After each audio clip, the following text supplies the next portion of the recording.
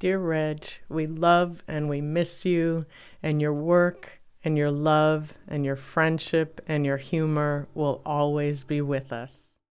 Today's speaker is one of the bright young stars of racial and ethnic studies nationally and of our sociology department particularly. His name is Reg Daniel. He is an assistant professor of sociology at UC Santa Barbara. He is the author of a new book called More Than Black ? About racial constructions in American history and society and the multiracial movement.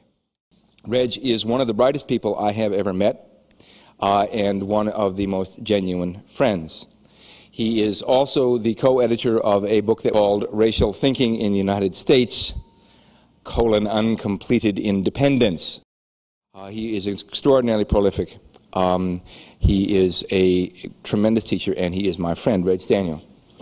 I don't think we should underestimate the power of individuals to transform not only their lives but also social structure. The whole civil rights movement, the feminist movement, the Latino movement, the Asian American movement, the Native American movement, I mean, the reason we're having this discussion is because those people fought. So I would say welcome people in the anti-racist struggle as multiracial identified people when they join that without requiring them to choose part of who they are, because that's part of the system of oppression we're trying to get out of.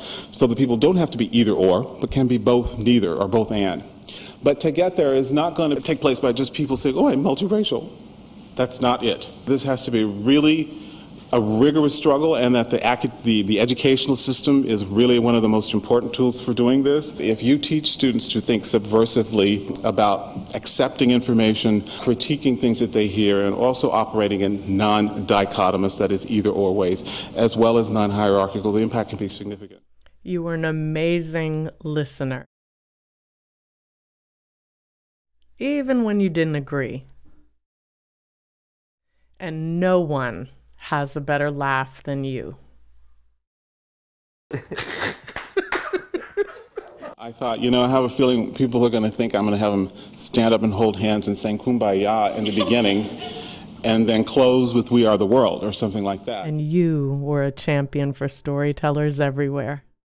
We live in such a complicated social world, and that race is probably one of the more complicated, painful areas to deal with, and that everybody should be open, I think, to expanding their understanding of their background, getting more information on their family history, what have you, and also be very respectful for people's identity and their struggle, and not necessarily have a template of how people should actually behave. Listen to people's stories, listen to what they're telling you, and that also your lineage spans the globe, and that you actually have relatives all over literally genealogical relatives, you don't know who they are. And so if you can expand your understanding of your connectedness, my feeling is that with other people in that sense, I believe it would go a long way to expanding our connection with each other as humans. We appreciate your love and your work, and especially how positive you were about the future. Because what this suggests is certainly a very hopeful scenario. I do think that one critical change, I think, has been the comfort that a lot more people feel articulating publicly a multiracial identity, and that was not always an option. I mean, it was dangerous actually at some points, and I cannot say that there is not conflict currently, but I think there's a whole generation of people who are willing to actually come forward and express that identity. And it's not yet what I would say matter of fact as some other things are, but I think it is increasingly becoming normative in the way we talk about difference, in the way we talk about community. One thing people forget is that multiraciality does have the possibility of being an anti-racist tool, that it's not just a luxury being, say, oh, I'm this, I'm that, whatever, but it's like it can also be very insurgent and can be a potential for critiquing racial hierarchy or racial inequality. I like to think I'm radical. Yes.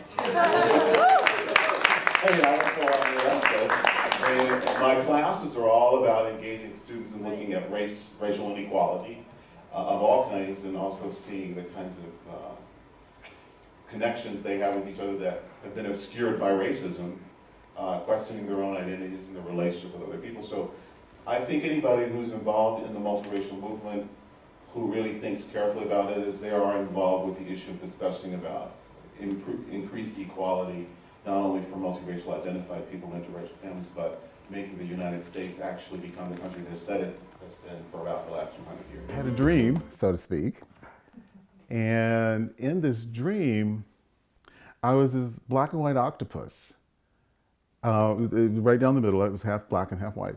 The white tentacles had black tennis shoes on them, and the black tennis shoes had white tennis shoes on them. I was way at the top of this staircase. It was hardly a staircase because it was that steep. It was very small steps. And I was standing up there, and there were millions of people below me pointing and laughing, and there was this loud noise. And behind me, there was this big white building with white columns, and a statue, a blinded woman with the balance scale in her hand and the scepter in the other. And I knew that this was justice. And I knew that I was supposed to walk down this flight of stairs with all of these tentacles and these tennis shoes. And I thought, I can't do this. This is absolutely impossible. But it was kind of like they were expecting, people said, but you have to do this, you have to do this, because they want you to fall. And they want to see you. And said, okay.